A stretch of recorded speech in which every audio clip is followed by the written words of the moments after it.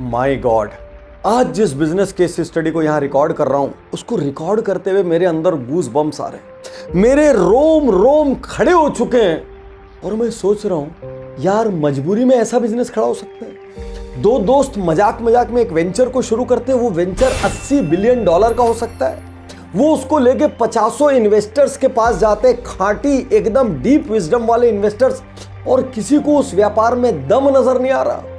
दोस्तों, आज जिस केस स्टडी की मैं बात कर रहा हूं वो मैं एक क्रिएटर की तरह या बिजनेस कोच की तरह नहीं कर रहा हूं, आज मैं एक यूजर की तरह कर रहा हूं। लास्ट ईयर हम लंदन गए, स्कॉटलैंड गए, आयरलैंड गए। वहां पर हमने कुछ एयरबीएनबीज बुक किए। उन एयरबीएनबीज में जाकर मैं चक्कर खा गया। वो मेरी जिंदगी का पहला एक्सपीरियंस था। लोग इतने प्यार से, इतने क्रिएशन से, इतने एक्सपेरिमेंटेशन से इसको एक बिजनेस की तरह भी कर रहे हैं, इसको एक जुनून की तरह भी कर रहे हैं। इस साल मैं फिर बाली गया और अब की बार तो समझो मेरा फ्यूज उड़ गया। मैंने एक एयरबीएनबी बुक किया। कई पैचेस में होटल्स थे, लेकिन बिल्कुल मैंने तय कर रखा था कि 2-3 एयरबीएनबी में रुकेंगे। बैम्बू का बना हुआ मकान, मकान में अपना झूला, रिजॉर्ट वाली फील, एकदम पर्सनलाइज्ड, बाहर ओपन में सन के नीचे बाथटब। अरे दुनिया की जो फैंटेसी सोचोगे सब इन एयरबीएनबीज में। 2008 में ब्रायन और जो ने मिलकर ये कंपनी शुरू की और आज ये कंपनी ग्लोबल हो चुकी है, होटल इंडस्ट्री को हिला कर रख दिया है। और सबसे बड़ी चीज, एक नई कैटेगरी को जन्म दे दिया, शॉर्ट टर्म रेंटल इंडस्ट्री। आगे बढ़ने के पहले आपको बता दूं, आप उज्जवल पाटनी यूट्यूब चैनल पर इस वीडियो को देख रहे हैं, भाई चैनल तुरंत सब्सक्राइब कर लो, बेल आइकन दबा दो। रीजन क्या है? 600 से ज्यादा वीडियो है। प्रोडक्टिविटी बढ़ानी है, वीडियो है। पेरेंटिंग ठीक करनी है, फैमिली ठीक करनी है, रिलेशनशिप्स ठीक करनी है, टीम को हैंडल करना है, रिटेल का बिजनेस है, मैन्युफैक्चरिंग का बिजनेस है, दुनिया में महानतम लीडर्स की स्ट्रेटजी जानना है। अरे भाई, हर सुबह एक वीडियो घर में बैठ के देख लो, सारी बहानेबाजी से मुक्त हो जाओगे और 1 साल में 10 साल की तरक्की अलग करोगे। एयरबीएनबी शुरू कैसे हुआ? कोई वो क्रांतिकारी आइडिया नहीं था। पहले दिन से कोई फाउंडर्स को ऐसा नहीं लगा कि हम आग लगा देंगे इस दुनिया में। भाई, वो मजबूरी में, क्राइसिस में शुरू हुआ था। अमेरिका में लेमन ब्रदर्स का क्राइसिस आया, पूरी इकोनॉमी कोलैप्स हो गई। अमेरिका में हाहाकार मच गया, लोगों के घर चले गए क्योंकि वहां पे क्रेडिट कार्ड्स का, मॉर्गेज का बहुत चक्कर था। उस बीच जो और ब्रायन, ये दोनों इंटीरियर डिजाइनर्स थे, इनके भी खर्चे बहुत बढ़ गए। यहां तक कि जो इनका रेंट था वो 25% बढ़ गया।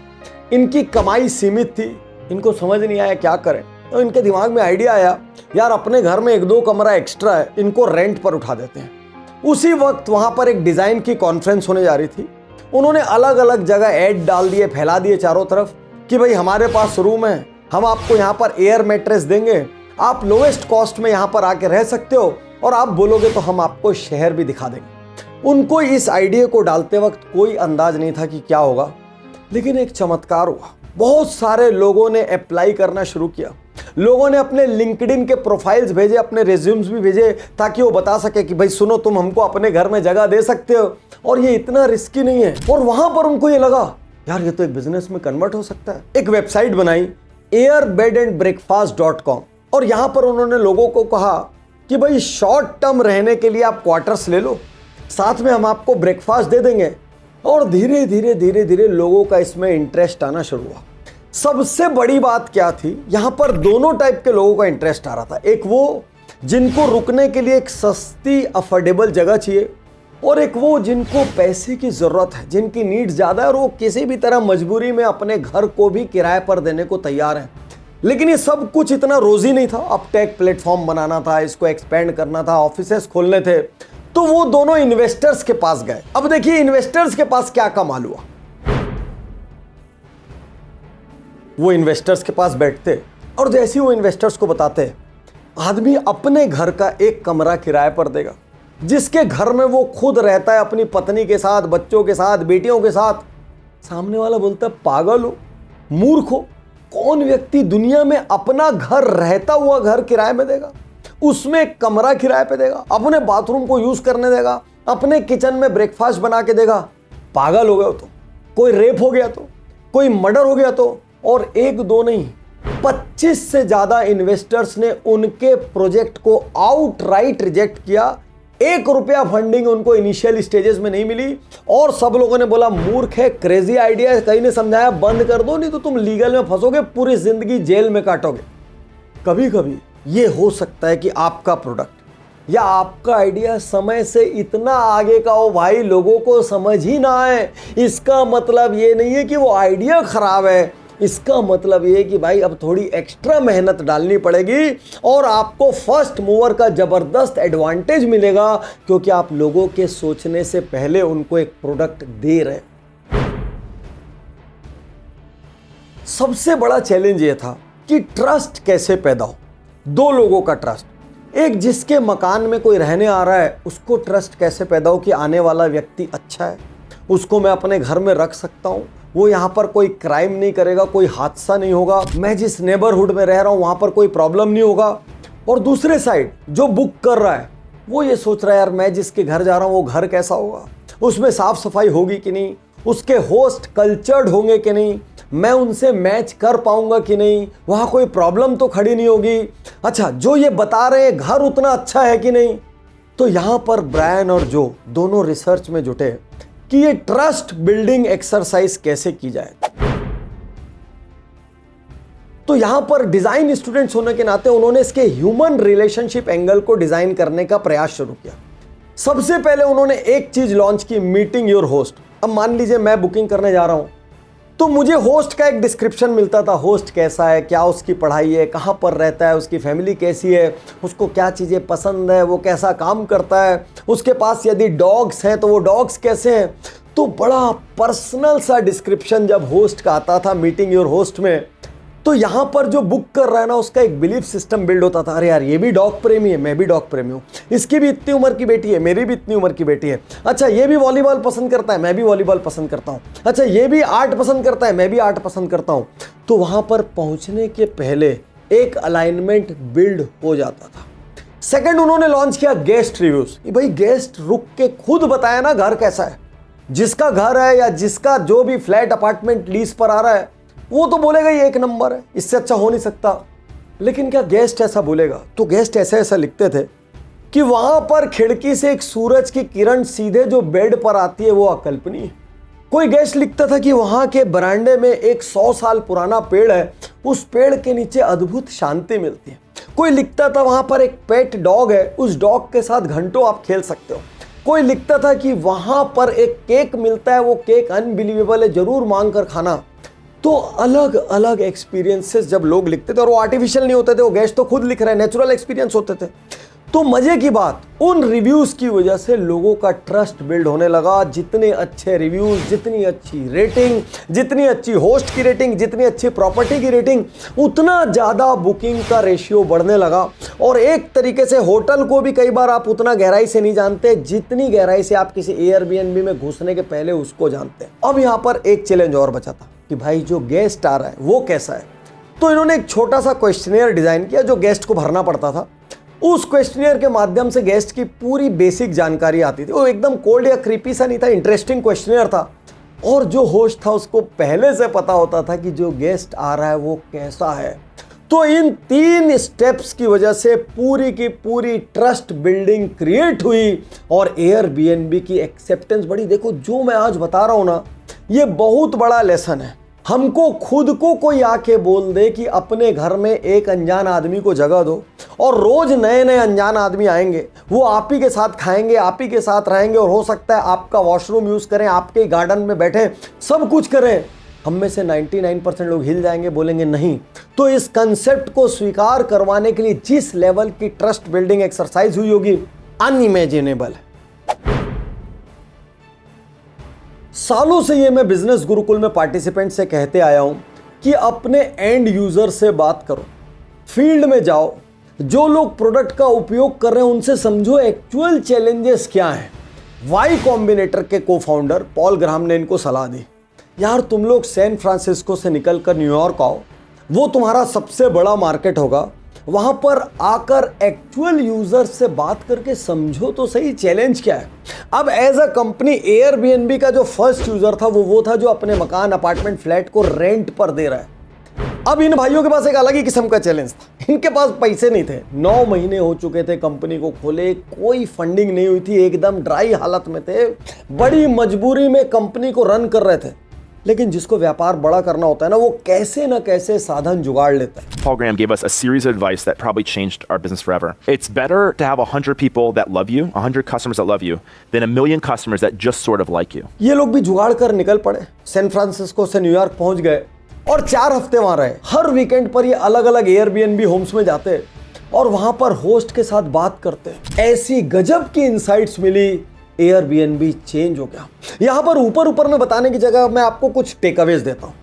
ये कुछ घरों में गए, ये घर देख के हैरान हो गए, अरे क्या सुंदर घर है, क्या एंटीक फर्नीचर है, क्या टेस्ट है, क्राफ्टमैनशिप है, क्या लोकेशन है। लेकिन जब इन्होंने उसी की फोटोज वेबसाइट पर देखी तो एकदम रद्दी और कचरा। कारण पूछने पर पता चला अच्छे कैमरा नहीं, कैमरा है तो फोटो खींचने नहीं आता। तो यहां पर इन्होंने एक निर्णय लिया, एयरबीएनबी होम्स को हम कैमरा रेंट पर देंगे और जरूरत पड़ेगी तो इनकी अच्छी फोटोग्राफी कराएंगे टोकन चार्ज पर। और यहां से एक बहुत बड़ी चीज बदलने लग गई। यहां से एयरबीएनबी की वेबसाइट पे अब जो मकान लिस्ट हो रहे थे या जिनकी प्रोफेशनल फोटोग्राफी हो रही थी वो इतने सुंदर हो रहे थे और उनका बुकिंग रेशियो तेजी से शूट हो चुका था। दूसरा, इन्होंने एक और चैलेंज सॉल्व किया। भाई हर कोई कंटेंट राइटर तो होता नहीं, तो अपने मकान में, अपने फ्लैट में लोग क्या एक्सपीरियंसेस ऑफर कर रहे हैं, अपने बारे में क्या डिस्क्रिप्शन लिख रहे हैं, प्रॉपर्टी के बारे में क्या डिस्क्रिप्शन लिख रहे हैं, उसमें बहुत वेरिएशन था। क्योंकि जो अच्छा लिखना जानता था वो अच्छा लिख लेता था, लेकिन 100 में 90 लोगों के डिस्क्रिप्शन बहुत कचरा होते थे, जबकि उनकी प्रॉपर्टीज तुलनात्मक रूप से बहुत अच्छी होती थी। इन्होंने खुद बैठकर उनके डिस्क्रिप्शंस को इंप्रूव किया। इन्होंने एक टीम दी जो उनके डिस्क्रिप्शन को इंप्रूव करेगी। फिर रिजल्ट, क्योंकि चैलेंज एंड यूजर के पास का था। जैसे ही वो सॉल्व हुआ, तत्काल जिनका भी डिस्क्रिप्शन अच्छा था, ऑर्नामेंटल था, ड्रीमी था, पैशनेट था, उनकी बुकिंग बढ़ गई। और यही नहीं, रात को ये सारे होम ओनर्स के साथ बैठते, छोटी छोटी पार्टियां करते, उनके साथ बियर पीते और वहां पर उनके एक्चुअल एक्सपीरियंसेस को सुनते। और यकीन मानिए, यहीं से एयरबीएनबी बदल गया।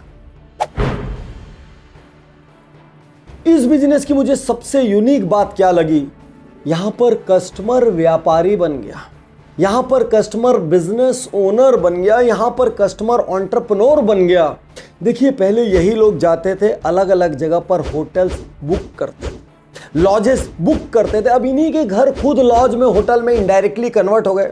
सबसे बड़ी बात, जो रहने आता ना, वो वहां रहने के बाद इंस्पायर हो जाता। भाई यहां तो फ्री में इनकम आ रही है, यहाँ पे तो एडिशनल इनकम आ रही है और सब कुछ इतना इजी है। पूरा टेक एयरबीएनबी मैनेज कर रहा है, सब कुछ एयरबीएनबी के थ्रू हो रहा है। मुझे केवल अपनी लिस्टिंग करानी है और कोई अपफ्रंट मनी नहीं देनी है। बाद में मेरे में से जो कमीशन आएगा वो तो बिजनेस का कमीशन है, वो एयरबीएनबी रख रहा है। पैसा मेरा सिक्योर है, गेस्ट की मेरे पास कंप्लीट डिटेल है। तो जो भी लोग एयरबीएनबीज में रुकते थे, उनके दिमाग में बत्ती जल जाती थी कि जाके हम भी ऐसा कुछ करें। तो इनके रिसर्चेस बताती है, बहुत सारे लोगों ने किसी एयरबीएनबी में रुकने के बाद जाकर अपना एयरबीएनबी क्रिएट किया, उसको लिस्ट किया, और कुछ लोगों ने इसको बिजनेस बना लिया। एक के बाद एक एयरबीएनबी क्रिएट कर रहे हैं और साइट्स पे लिस्ट कर रहे हैं। जो लोग किसी टूरिस्ट सिटी में, वहां तो उनके घर का कोना कोना उपयोग में आ रहा है। ये मेरी जिंदगी में देखा हुआ पहला बिजनेस है जिसमें हर कस्टमर एक एंटरप्रेन्योर में कन्वर्ट हो गया और एयरबीएनबी देखते ही देखते $83 बिलियन का हो गया। अनूठा बिजनेस है। मतलब मैं जब बता रहा हूं, मेरी मजबूरी है, अभी आपको पूरी डिटेल नहीं बता सकता, लेकिन अनबिलीवेबल। और अब वो हिस्सा जिसकी वजह से एयरबीएनबी अनस्टॉपेबल हो गया, वो पता नहीं कितना बड़ा हो जाएगा, वो है ग्लोबलाइजेशन। एक स्थिति को समझिए, एक चाइनीज ग्रुप इंडिया घूमने आना चाहता है, उसके पास रुकने के मल्टीपल ऑप्शंस हैं, लेकिन एक ऐसा घर है जिसके मेंबर्स कई बार चाइना गए हैं, जो थोड़ी सी चाइनीज भी जानते हैं और जिनको चाइनीज फूड पसंद है, या जिनके बिजनेस के कुछ तार चाइना से जुड़े हैं। यदि आप एक चाइनीज ग्रुप हैं, आप कौन से घर में रुकना चाहेंगे? वो घर जो आपके बारे में कुछ नहीं जानता, या वो घर जिसके साथ आपका थोड़ा कल्चरल अलाइनमेंट है?